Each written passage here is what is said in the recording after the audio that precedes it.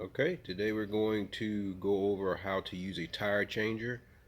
First, we're going to use this tire off of a 2012 Nissan Leaf. So first of all, we're going to go in by jacking up the vehicle and start unbolting it after it's jacked up.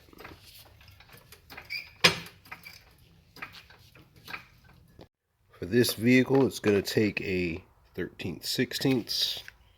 So I'm going to start with that. First, we'll start by unbolting the wheels.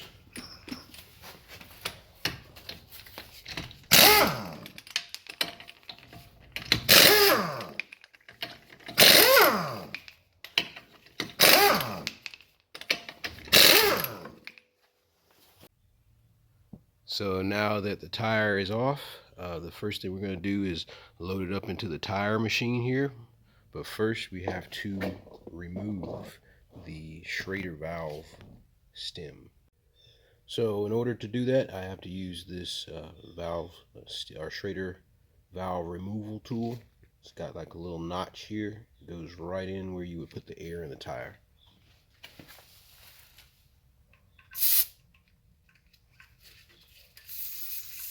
Might want to hold on to it because it's going to come fast.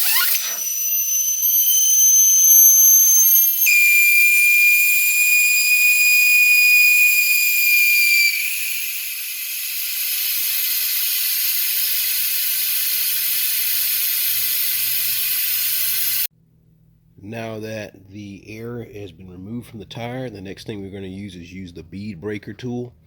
It's like a shovel right here, and basically what we're trying to do is push the tire off the rim by squeezing it in against the side of the machine. So the way we would do this is the machine that I have is air driven, so I have it hooked up to my compressor, and at any given time the compressor may come on, but when I press the pedal with my foot, as you can see here, it's going to pull this in and press the bead off of the tire, and we have to constantly rotate the tire while we do it. We have to make sure we don't hit the actual rim though, just the tire.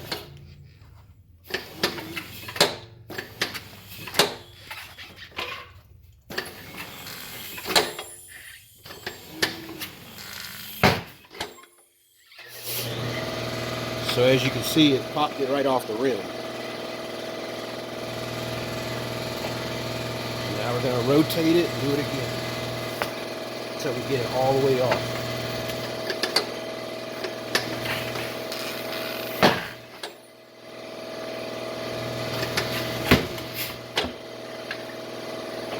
One thing I would warn is do not do it right here where the valve stem is, because the TPMS sensor is right behind this area right here. So you don't want to put it along here. The sensor's right behind it.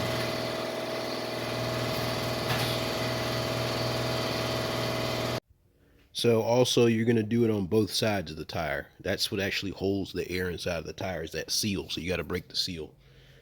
Do it on both sides of the tire.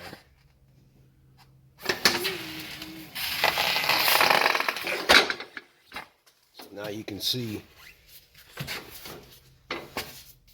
where the rim is. There's a gap here.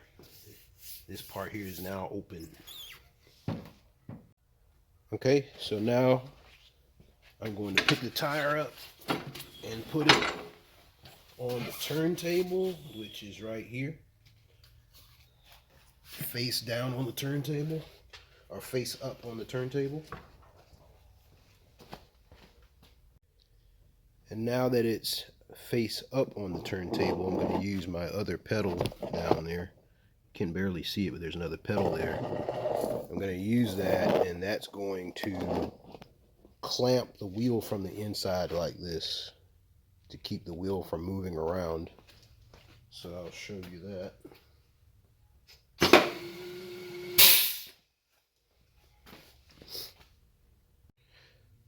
Now that the wheel is clamped in there very well, you can push around on the tire and see that the seal is broken. So now that it's broken, the only thing we're going to do now is take our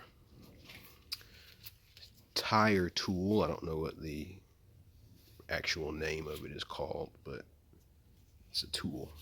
And you put it down in here. And I'm basically going to just scoop the tire out of the wheel, basically. But I have to make sure that when I do that, the tire stays above this. So I'm going to use what is called a duck head, which swings down like this. And so when I put this in, I use that as leverage. Notice that this touches the tire, not this metal part here, or the wheel is not touched. Only this plastic piece touches the wheel, not this. So that's how you prevent from scratching the tires. But before I do that, since I know the wheel is going to turn this way, again, my TPMS sensors right here. So I'm going to start from here and let it go around. So I'm going to do that now.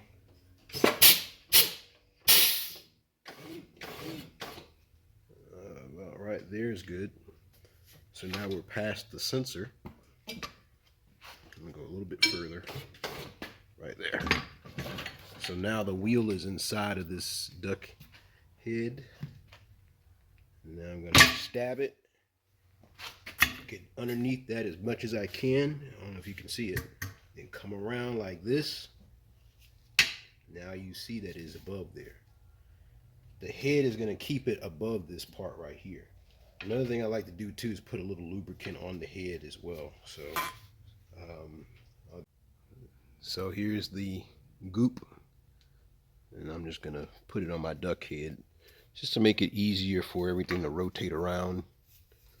This is a pretty easy tire to work with. I mean, it's just a regular passenger car tire. When you get into heavier duty tires and truck tires, that's when you really need this stuff. But it's best to lubricate things just to make it easier on a machine.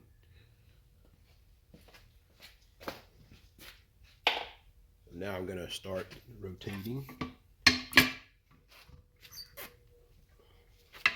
And again, make sure this is all the way over, all the way around, because otherwise you're going to hit this.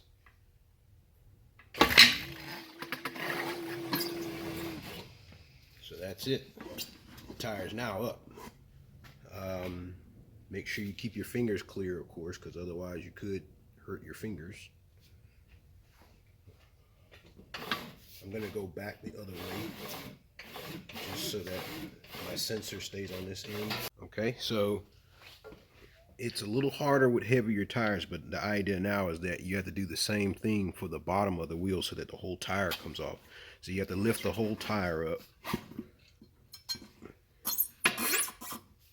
and pick it up while at the same time doing it that way. It's a little bit difficult sometimes to do it.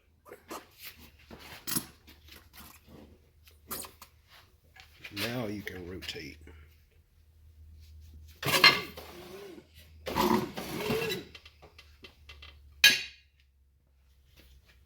Of course, you know, if you're doing really nice wheels, you have to be very careful not to hit things with it, not hit your wheels with it. But now it comes out. So now you can move your duck head out of the way. And your tire is off the wheel. So at this point, what you want to do is double check the area where the tire seats on the rim and holds the air pressure. It's a good idea to check this area for any damage. Usually I rotate it, and I would usually just kind of go over it a little bit while it's with a brush.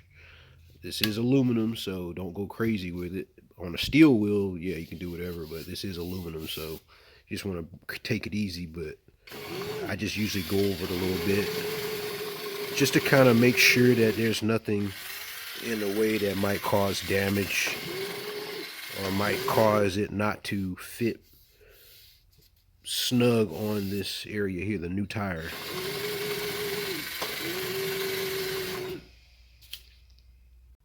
So one thing to keep in mind is that any vehicle after 2007, light duty vehicle in the United States requires a tire pressure monitoring system. There's two types of monitoring systems. One is using the ABS controller, which monitors the speed of each wheel. If one of the wheels is rotating slightly slower than the other wheel, that is considered a more than likely a low air pressure in the tire that's rotating slower, and it'll show a little light in the dashboard. But the other type of system actually involves a sensor in each wheel, and it constantly transmits back to the some cars BCM or other type of computer wirelessly, showing the air pressure inside of the tire. So the Schrader valve here goes directly into the sensor, and then the air goes into the tire. Just realize that if you have one of these systems, now might be the time to change out the sensor, because these sensors, at some point the battery will go dead in them, and you're gonna have to take the tire off to get them out anyway. So but I'm not going to do that today, because right now, I mean, the vehicle is not showing any issues with the tire pressure monitoring system. So the system, the battery is still good in this one for now. And also, the next thing I would do, and by the way, it's probably a good idea to do like a soapy leak test around this area, because there's a seal around here, and if that seal is bad, you're going to have to remove this anyway to replace the seal. So the next thing is the wheel weights. Normally, I would just remove these wheel weights and mount the tire, because I don't have a wheel balancer. So these, once you balance the tire, usually you put the wheel weights on based on what the machine is saying. Since I don't have a wheel balancer, I just mount my tires and roll with it. Normally for me, I don't notice any problems with vibrations not balancing the tires, unless I'm going like over 80 miles an hour. Then I might feel a little vibration. But other than that, I don't even balance my tires. So until I get a wheel balancer, this is fine. But yeah, at some point I'll probably do a video on TPMS sensors and changing them out and programming them to the vehicle. So these are the new tires we're going to install. Basically, they're from Bridgestone. They're pretty much the OEM tires for this type of vehicle, the Nissan Leaf. So we're going to put the OEM tires on and go from there. So the first thing you want to do with the new tires is use more tire lubricant. I got my bucket of tire lubricant from Napa, and I just use a paintbrush to put it on. But you have to lubricate the bead, and again, that's the part that seals the air against the rim. It's very important to lubricate it before you mount it, so that when you're mounting it, you're less likely to overstretch it. So you gotta do that on the front and the back.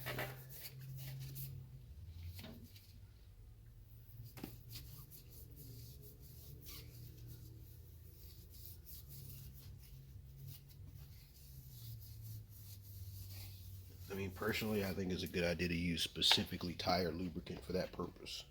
So now we're going to mount the tire. So first thing we're going to do is put it on the wheel, of course. Then we're going to lower our duck head into position. Then we're going to basically try to put it to where the duck head is, the tire's halfway on and halfway off the duck head, or I guess from this side here is where it's going to go in at. And as we rotate it, it's going to squeeze it onto the tire. So I'm going to put my body pressure here and just do like that, and then start my rotation. And as you can see, the duck head let it go right on. So I'm going to do the same thing for the top bead. Push it in like this. Again, I'm watching where my pressure sensor is, so I'm probably going to rotate back the other way. Then start from here, like this. Again, make sure we watch our hands. We don't want to pinch our hands in here. So I'm keeping my hand right here. I'm going to rotate. Again, my bead is right here. I'm just going to stretch it by turning it.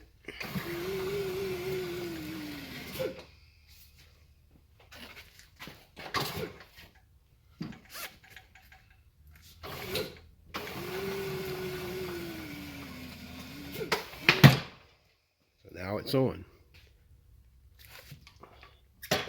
Now we can move this out of the way. And the good thing is it didn't touch the sensor, because the sensor is actually below this lip here, so we're good on that. So now we're going to start putting the air in the tire. This part requires what we call seating the bead. So this part here has to pop over this so that it's flush with this part here. On some tires, it does require a lot of air, which at that point you'll use what is called like I think it's a bead seater. Some of these machines have it built in. This one has one, but it doesn't really work. I bought this. This is just an old used machine I bought. So there's another piece of equipment. Actually, I'll show you. So there's this piece of equipment here called the bead blaster. And what you do is air it up here, and then once you get as much air in it as you need to, you'll pull this handle here while sticking this in the bead, and it'll give it a shot of air fast enough so that the tire is touching on all sides of this wheel, and no more air can come out the other way. So that's what this is for. But I don't normally use it. I've never really had to use it other than for, I think, two truck tires on the F-150, because the side walls were kind of wide or tall, and so it's kind of like floppy, and so the air would just come out as soon as you put air in, so it would never seat. So with these tires, you don't really need that.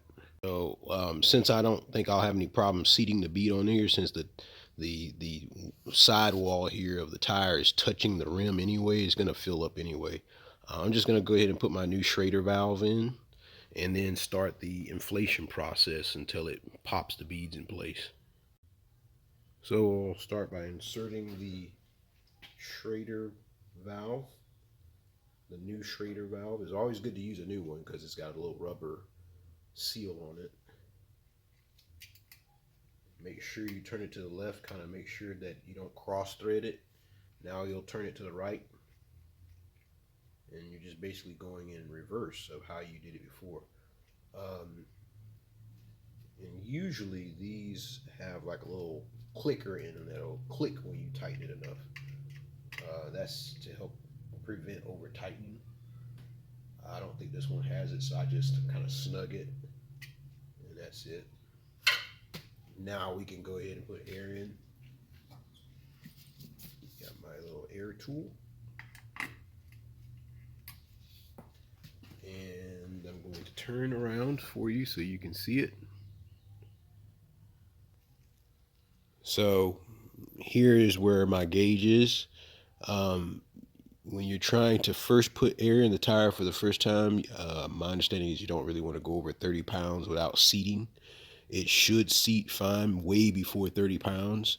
If it doesn't, you might want to start all over again. But I have a button, or not a button, but I have a pedal that I will push to start the inflation process, and we'll just kind of go from here and see what it does. So I'm pressing the pedal.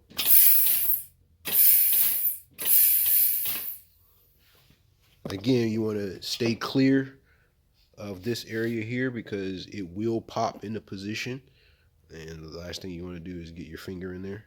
So we'll start by inflating. There will be a pop. So the top one did just seat, as you heard the pop. You'll notice right here it did not seat. So you have to double check all that and make sure it did seat. So we have to continue until it pops on all corners. Same thing with the lower bead on the bottom of the wheel as well. So I'm going to continue to inflate. Put my foot on the pedal.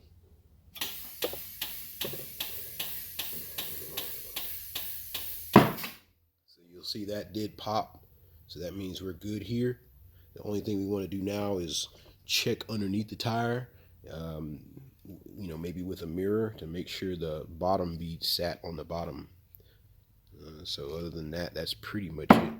Oh, there it is right there. It just popped. I just heard it. So now I'm going to check and make sure. Just gonna look under here just to kind of make sure. Okay. So as you can see, it's It is seated. There's no gaps. So we're good. So that's pretty much it. Now at this point, you'll just go ahead and continue inflating the tire to the desired pressure that is listed on the tire. And then you should be ready to mount the tire. Now that we know that the tire is inflated to the right level, we'll now go ahead and undo the clamp holding the tire onto the wheel, or the wheel onto the machine. So I just flick the pedal here, and this will let me unbolt or undo. So as you can see, they just came in, so now it's not clamping anymore. So now we can move the wheel off of the machine and put it back on the vehicle. So now we're just going to put the tire and the wheel back on the vehicle just as it came off.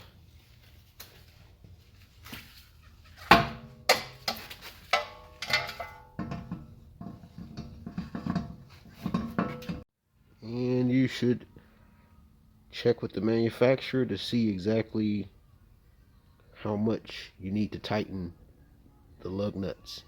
These are torque limiting extensions, and they allow you to prevent from over tightening. So you use these extensions and they will prevent whatever it is, whatever torque you're applying with the wrench, from over tightening, at least with an impact. But personally, I would rather just use a torque wrench on something like this, just to be on the safe side. So now I'm going to start by just snugging them up with electric impact. You have to start them by hand first, but once you start them by hand, then you can go back in with a torque wrench where you put the vehicle down first. So just start them by hand.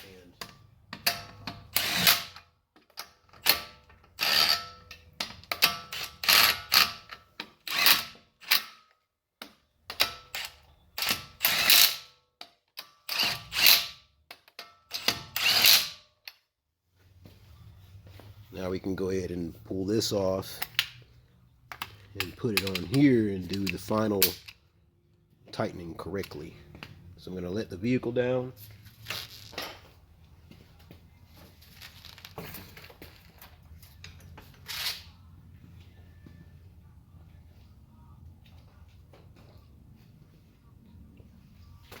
Make sure the brake is on first.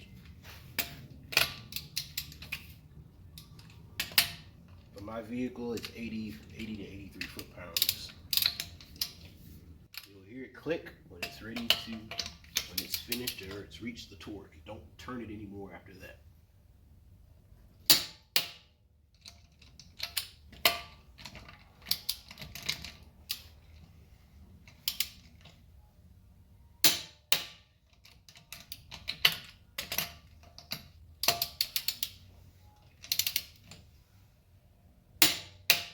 And again, that's just kind of the right way to do it.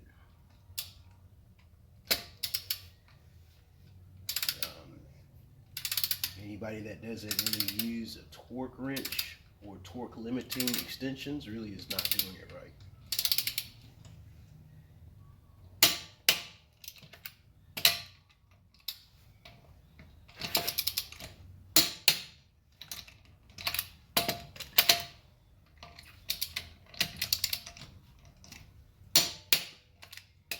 And you should go back over this after so many miles as well, just to kind of make sure.